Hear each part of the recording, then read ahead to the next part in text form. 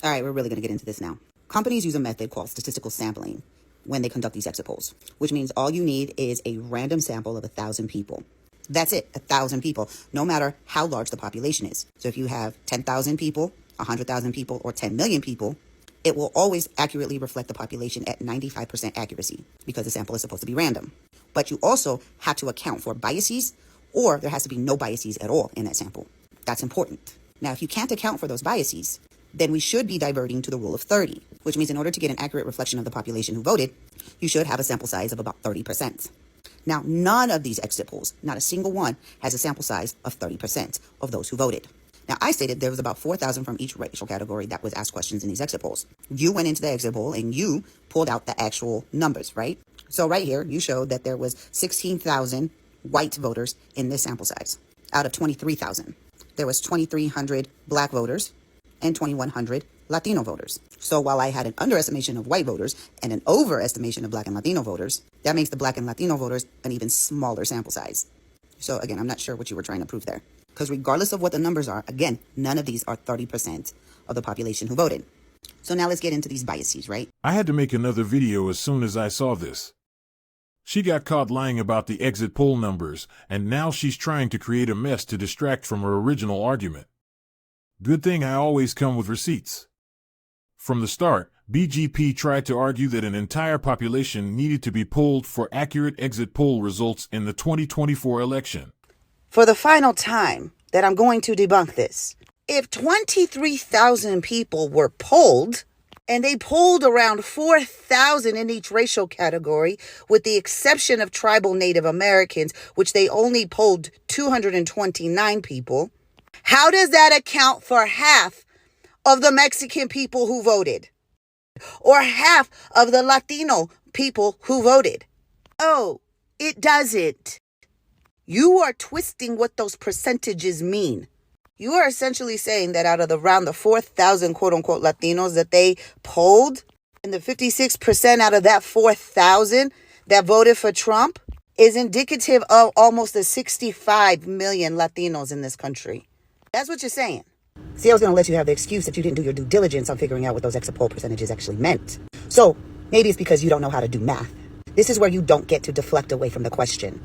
Logically explain how if only 22,000 people were polled and only about 4,000 of those people were Latinos, a mixture of Mexicans, Cubans, Puerto Ricans, Dominicans, Hondurans, white and black, Native and Asian Latinos. And how that equates to half of our people voting for Trump when there's 65 million Latinos in this country. Explain the math and stop deflecting. But that's not how polling works, nor has it ever been. That they can't possibly account for. The first one, voter suppression laws, which you so conveniently skipped in your video. Latino communities on the front lines of voter suppression. Now, this article was written in 2021. New restrictive state laws are aimed at suppressing Latino votes and depriving them of fair representation. In Arizona and Texas provide prime examples. 19 states enacted 34 restrictive voting laws, with more expected in 2022. Some of the worst laws have been passed in states with growing Latino populations, including Florida, Arizona, and Texas. In Texas, the new law would make it harder for Spanish speakers to get help casting their ballots. They also established monthly citizenship checks that have consistently purged eligible voters from their rolls in error. And they also banned 24-hour and drive-through voting, both of which were pandemic-safe alternatives to in-person voting that voters of colors relied upon more heavily than white voters in 2020. Most importantly, 24-hour voting was important for people who worked more than 8-hour shifts, so they actually had time when they got off of work or on their days off to go vote. This is completely irrelevant because they are only counting people who voted in the election. The second bias it didn't account for was gerrymandering. Now, again, this is irrelevant and doesn't address her initial argument. The purpose of these exit polls is to provide insight into how the country voted, whether people voted Democrat or Republican. As I pointed out in my previous video, the data is collected from states with the highest electoral power in the country. That's why I highlighted those key states. So, contrary to what BGP keeps insisting, there's no need to poll the entire country or the entire Latino population. We do a census every 10 years. The census will show an increase or a decrease in population in voting districts. Whatever rant you went on about there was no change in the Hispanic population, there was only a 1% change, has nothing to do with redistricting at all. Let me show you. So let's say the marks in red, all of these marks here, are Republican districts. And this one is a Democratic district. And for shits and giggles, let's say that all of these Republican districts are all white population. And this Democratic district is nothing but Latinos. So even if you have some scattered Democratic voters in these districts, their votes never count because it's going to always be the Republican candidate who wins. And same goes for this district. Even if you had some scattered Republican voters in here, this district will always win the Democratic candidate. Now, let's say you split this district in half. These Democrat votes now belong to this district. These Democrat votes now belong to this district. These Democrat votes now belong to this district. And these Democrat votes now belong to this district. So essentially, these votes no longer count because this district will always win the Republican vote. All of these districts will. And now this district has been completely split up. So now you won't ever get a Democratic candidate again. So discriminatory gerrymandering has been another tool used to dilute Latino voting power by drawing electoral district lines in ways that split the Latino communities or pack them into a single district, as seen in Texas. Politicians can minimize a community's influence and effectively silence their voices. This manipulation of district boundaries for federal, state, or local offices undermines the principle of fair representation, denies Latino voters the ability to elect candidates of their choice, and stifles the community's ability to advocate for their needs and interests. Also, when it comes to the census, attempts to add citizenship or immigration status questions with the ultimate goal of excluding undocumented immigrants or all non-citizens from reapportionment. Excluding undocumented immigrants or non-citizens from voting is actually a violation of the 14th Amendment. Now, regarding her claim about non-citizens voting, this is a complete lie. There are federal laws that prevent non-citizens from voting in federal elections, which makes her argument irrelevant. Non-citizens wouldn't have been able to vote in the 2024 election. Her attempt to argue that all 65 million Latinos couldn't vote is disingenuous from the start. The U.S. Census counts both citizens and non-citizens, but only citizens can vote in federal elections. As of 2024, the U.S. population stands at about 340 million, but only a portion of that number are eligible voters. Which a lot of people don't know. The next bias is disinformation campaigns. Disinformation campaigns specifically targeting Latino voters have become increasingly prevalent. These campaigns often spread through social media platforms and messaging apps popular within the community, disseminate false information about voting procedures, candidates, and important issues. Such tactics are designed to confuse and discourage Latinos from participating in the electoral process. So while a lot of us were going around on social media explaining all these policies, there are a lot of people who aren't on TikTok or social media as a whole. And ads that targeted those communities gave them a lot of disinformation. So a lot of people truly believed Trump was helping the economy. And then the final bias, as you stated in your video, that there's not a breakdown of the Latino vote into white, black, Asian, or Native American, is because they count Latino as a race in these voting polls. And we all know Latino is not a race. So let's say, for example, someone like me. I don't identify as Latina. I identify as Native American. So if I voted for Kamala, my vote, because these are exit polls, not the actual votes, would be counted under Native American and not Latino. Let's say you have a Puerto Rican who is racially black. If they voted for Kamala and identified as black and didn't identify as Latino, even though they're still technically Latino, that vote for Kamala would go under the black category and not the Latino category. And then you got the white Latinos who love to identify as Latino because they like to appropriate oppression. So instead of their vote going under the white category, it goes under the Latino category. Or you could have it in vice versa in any of these examples. Now, going all the way back to the beginning of my video, now the final bias is those who were eligible to vote but didn't vote.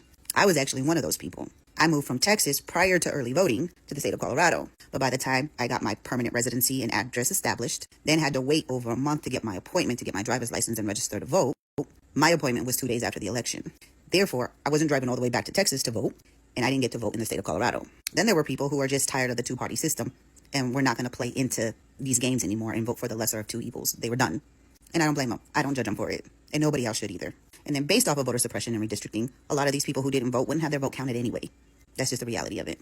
The final bias is that most of these companies that run these exit polls are ran and operated by white people, which gives an automatic bias. So going back to the beginning of my video, where I said these companies use statistical sampling, but they have to account for those biases for it to be an accurate poll. Now, there's no way to account for all of those biases. It's not possible. You can't account for those who were affected by gerrymandering. You can't account for those who were affected by voter suppression. You can't account for those who were targets of disinformation campaigns. And you can't account for how people self-identified, especially under the Latino label, making these exit polls completely inaccurate. Now, I did bring up Obama's election in 2008 and 2012, in which in my other video, I said it was 2012, 2016, so my bad on that. But even those election polls were not accurate. I brought that up for a reason, because, again, people don't know how to read exit polls. The perception was that Latinos came out in mass, and which they did. We don't know how many accurately voted for Obama, though. Again, this is completely irrelevant. She's trying to create a clusterfuck of confusion, so nobody remembers her initial argument. This wasn't her initial argument, and it wasn't why she brought up the exit poll results from 2008 and 2012. She pushed the narrative that the Latino population has always been an ally to black people, even claiming they helped elect President Obama. But what I found ironic, and a valid point raised by another TikToker, is this. In 2012 and 2016, not only did we show up, but it was the largest turnout of Latino voters ever. Latino voters not only got Obama in office the first time, but they showed out even more the second time. Yeah, and what you're not going to do is act like you can accept the results of an exit poll from 2012 and 2016, but you can't accept the results from 2024. Hell, if you want to take credit for getting Obama into office in 2012 and 2016, take credit for a large portion of y'all getting Trump in the office in 2024. Shit. The math isn't matching. She's backpedaling heavily. If the exit polls were accurate in 2008 and 2012, why wouldn't they be in 2024? This just exposes the dishonesty in her argument from the beginning. She doesn't understand her own points well enough to adapt when proven wrong. This reveals the logical fallacies in her reasoning and her messed up priorities. Instead of fabricating lies about exit poll data, she should focus on helping her followers decolonize and stop gaslighting black people. But the perception was that they voted for Obama. And that's what scared white supremacist politicians. Hence the redistricting, the voter suppression laws, etc., etc. And not only that, but you have this as well. Hispanic or Latino voters are the fastest growing voting bloc in the U.S. And in 2012, the Hispanic voters comprised their largest share ever of the U.S. electorate. And that was 10%. And it went up from 8.5% in 2008.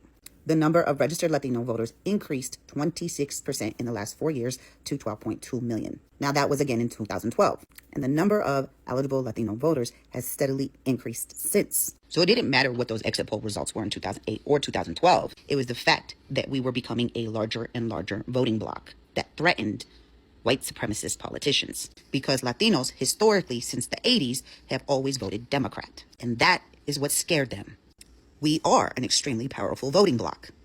So yeah, we can take credit for helping get Obama into office. And what those polling results reflected back in 2008 and 2012 are not accurate. But historically, we have always voted Democrat. And because our vote is growing in numbers, that is the part that is scary. Let's be honest, her followers probably don't have a clear understanding of what she's talking about. If they did, they'd be able to call her out when she's wrong. But they continue to follow her, mainly for her Native American grift and her attacks on black people. The truth doesn't seem to matter to them. If it did, they would have corrected her when Rob Stiles called her out for spreading false information about DNA results. Hopefully, this video will help those who come across her content recognize her manipulation tactics and open their eyes to the truth.